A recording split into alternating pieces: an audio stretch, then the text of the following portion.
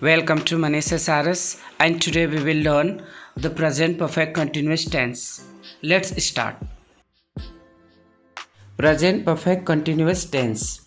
तो present perfect continuous की जो पहचान है कुछ इस तरह से होती है कि क्रिया के अंत में या तो वाक्य के अंत में रहा है, रही है, रहे हैं और कार्य के जारी होने का बोध होता है, प्लस समय भी दिया रहता है।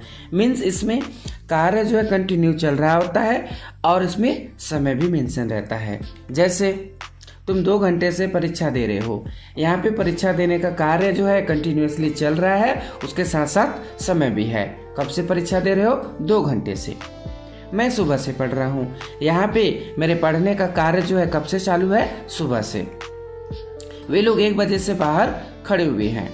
वे लोग 1 बजे से बाहर खड़े हुए हैं। उन लोग का खड़े होने का कार्य जो है कंटिन्यूअसली जारी है और उसके साथ समय है। कब से? 1 बजे से। तुम बचपन से यहाँ आ रहे हो। अब देख लेते हैं स्ट्रक्चर क्या होगा इसका। अगर वाक्य अफर्मेटिव रहा या सकारात्मक रहा तो सबसे पहले लगाते हैं सब्जेक्ट, उसके बाद हैज हैव, उसके बाद बीन लगाते हैं, फिर वर्ब का फर्स्ट फॉर्म आता है, उसमें लगाते हैं आईएनजी, फिर उसके बाद object, then after since for.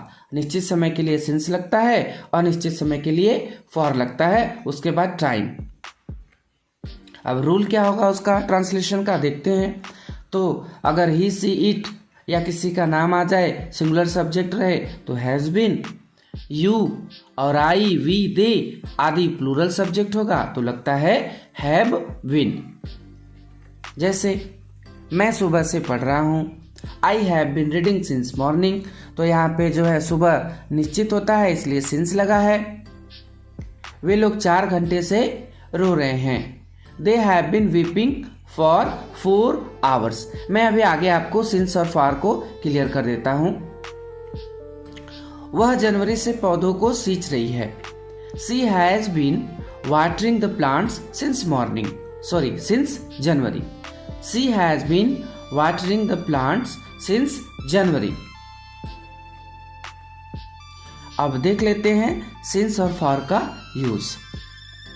Point of time means निश्चित समय के लिए यूज होता है सिंस का। Before name of days month year means दिन, महीने और साल का नाम आ जाए तो उससे पहले यूज होता है सिंस। बिफोर मॉर्निंग, नून, इवनिंग मतलब सुबह, शाम, दोपहर आ जाए तो सिंस का प्रयोग होता है। बिफोर एग्जैक्ट टाइम जैसे 2 बजे, 3 बजे, 4 बजे आ जाए तो सिंस का प्रयोग होता है। Before last day month year means जिस दिन या साल या मंथ से पहले लास्ट लगा हो, पिछला लगा हो तो उससे पहले सिंस का प्रयोग करते हैं। और चाइल्डहुड मतलब बचपन से आ जाए तब भी सिंस का प्रयोग होता है। अब पीरियड ऑफ टाइम मतलब अनिश्चित समय के लिए फॉर का प्रयोग होता है। जैसे 2 घंटा, 3 घंटा, फॉर। डू, दिन, मंथ, ईयर, 2 दिन हो गया, 2 मंथ हो गया, 2 ईयर हो गया, फॉर लगेगा। मेनी डेज आ जाए, मंथ आ जाए, ईयर आ जाए या घंटा आ जाए, इससे भी पहले फॉर लगेगा। अब देख लेते हैं नेगेटिव वाक्य का स्ट्रक्चर क्या होगा। तो सबसे पहले लगाते हैं सब्जेक्ट, फिर हैज हैव, उसके बाद नॉट, फिर बीन, वर्ब का फर्स्ट फॉर्म, उसमें ऐड करते हैं आईएनजी, देन आफ्टर ऑब्जेक्ट, फिर सिंस फॉर में से कोई एक, फिर इसके बाद टाइम। फॉर एग्जाम्पल, तुम पिछले साल से गरीब की मदद नहीं कर रहे हो। You have not been helping the poor since last year। अब यहाँ पे देखिए पिछले साल आ गया तो पिछले के लिए लास्ट यूज होता है और लास्ट से पहले मैंने बताया था since लगता है। You have not been helping the poor since last year। मैं 4 दिनों से उससे बात नहीं कर रहा हूँ।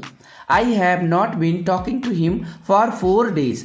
अब देखिए 4 दिन से, और निश्चित हुआ कौन सा 4 दिन पता नहीं भाई, महीने में 28, 29, 30, 31 कोई भी दिन हो सकता है, बट कौन से 4 दिन से आप बात कर रहे हो नहीं मालूम है, तो इसलिए यहाँ पे लगा है for. I have not been talking to him for 4 days. अब देख लेते हैं इंट्रोगेटिव का स्ट्रक्चर क्या होगा। अगर वाक्य इंट्रोगेटिव रहा तो सबसे पहले लगाते हैं हैज हैव, उसके बाद आता है सब्जेक्ट, फिर देन आफ्टर बीन मतलब हैज और हैव के बीच में सब्जेक्ट ऐड हो जाता है। सबसे पहले हैज हैव, फिर सब्जेक्ट, फिर बीन, फिर वर्ब का फर्स्ट फॉर्म, फिर उसमें आईएनजी, फिर ऑब्जेक्ट, फिर सिंस फॉर, फिर टाइम। जैसे क्या तुम सुबह से इस पत्र को पढ़ रहे हो? Have you been reading this letter since morning. अब यहाँ पे देखिए हैव और बीन के बीच में सब्जेक्ट यूज होता है। Have you been reading this letter since morning. सुबह निश्चित समय है इसलिए यहाँ पे सिंस यूज हुआ है। क्या वे लोग 2 दिन से चल रहे हैं? Have they been walking for 2 days। Have they been walking for 2 days। Double interrogative sentence. तो डबल इंट्रोगेटिव सेंटेंस वो सेंटेंस होते हैं जिसमें प्रश्न पूछने वाले जो शब्द होते हैं वाक्य के बीच में आते हैं। जैसे वह 2010 से क्या कर रहा है। अब यहाँ पे प्रश्न पूछने वाला शब्द जो है क्या वाक्य के बीच में आया है, तो इसको ट्रांसलेट करते समय हम लोग क्या की मीनिंग जो है हेल्पिंग वर्ब से भी पहले लगाते हैं। जैसे what has he been doing since 2010। What has he been doing since 2010। तुम 1 साल से उसके साथ कैसे रह रहे हो। अब यहाँ पे प्रश्न पूछने वाला जो शब्द है कैसे, वो वाक्य के बीच में आया है और कैसे की मीनिंग होती है हाउ, तो उसको हम हेल्पिंग वर्ब से पहले लगाएंगे। जैसे how have you been living with him for a year. How have you been living with him for a year. If you like the video, subscribe my channel and hit the bell icon. See you in the next video.